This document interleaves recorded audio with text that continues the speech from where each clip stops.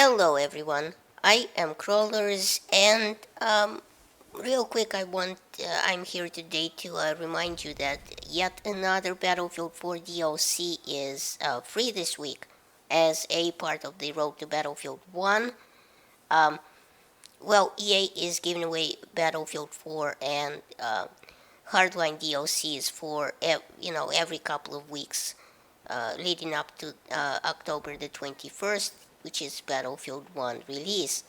Now, this time it's the Final Stand DLC, which is the final DLC in the life cycle of Battlefield 4.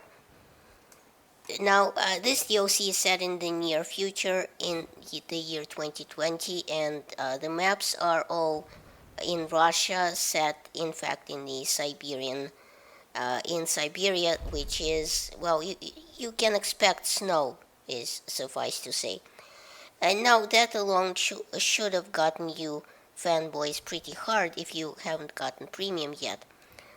If you have, don't feel bad that you wasted your money because you got to play the DLCs for pretty much 2 years before they became free, unlike some other people who did not buy, the DLCs or premium. Now, strictly saying, this DLC is not my favorite among all the Battlefield 4 DLCs. I said that in my last video. Dragon Seed DLC is by far my favorite, and I think many people will agree with me. They made the Dragon Seed DLC free a couple of weeks ago, I believe, but it's not free anymore.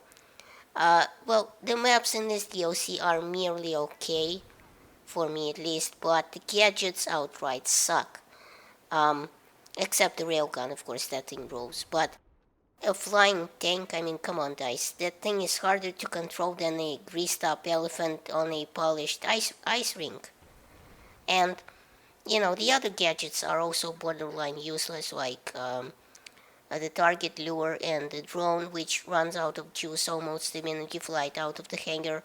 And although you can use the exploit where you pick it up and put it down again and, to reset the battery, ain't nobody got time for that. So, the maps in this DLC are Giants of Karelia, Hammerhead, Hangar 21, and Operation Whiteout. Now, all these maps seem to have some sort of cool feature to them, like Operation Whiteout has this half-submerged sub in the in the ice in the center of the map that you can use as a bomber control station. Hangar 21 has an engine burner button, which I'm sure is going to be used to burn many a noob in the DLC, in the free DLC days. Also keep in mind that while this DLC is free now, it won't stay that way forever. Only, for a few days, but you can reserve it even if you don't have Battlefield 4, the base game, which you obviously need to run the DLC. So, you can reserve a DLC copy now on Origin and buy the game later somewhere else. So, it's surprisingly cheap now, and I must take my hat off to the Dice LA guys who worked, tirelessly and made the game pretty much playable after, so much patching and the CTE work and everything else.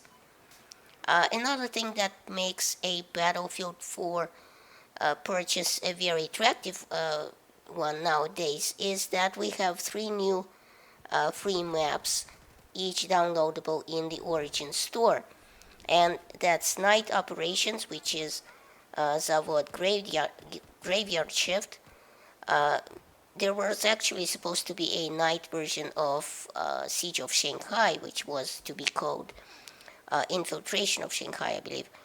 But to my understanding, due to console limitations and the patch size which it can handle and everything else like that with the resources, they couldn't make it work and include the map in a free DLC. So, but Zavod Graveyard Shift is an awesome map and I highly recommend it. There's Community Operations DLC, which is the jungle map operations Operation Outbreak, which is also pretty good. It's got some very good fighting going on there in the jungle. And finally, the map that will give you the biggest boner all the way from Battlefield 2, just in time for the 10th year anniversary, Dragon Valley remade in the Frostbite 3 engine. Now, this is an incredible map with nostalgia dripping from every game mode, including TDM, which is more or less a copy of No Shark Canal's TDM from Battlefield 3. Admittedly, it's a little bit bigger, but you will recognize the layout of the cargo containers right away when you play it. An iconic map and in its own right, no matter what weapon you ran in Battlefield 3. And I'm looking at you, you SAS 12 noobs. And although gone is the day of, the pipeline and the fog in Dragon Valley, remaining is the awesome bridge repair mechanic, which just looks so kawaii, like the most kawaii thing ever when you look at it from the side, and the bridge kind of assembles itself in this reverse destruction animation when you repair it with the engineer using the torch. So, get these maps in the DOC right now, and I'll see you on the battlefield. And as always, thanks for watching. Please rate and share this video, it helps my channel grow. Check out my other videos at the end of this one, and remember, in Soviet Russia, YouTube subscribes you.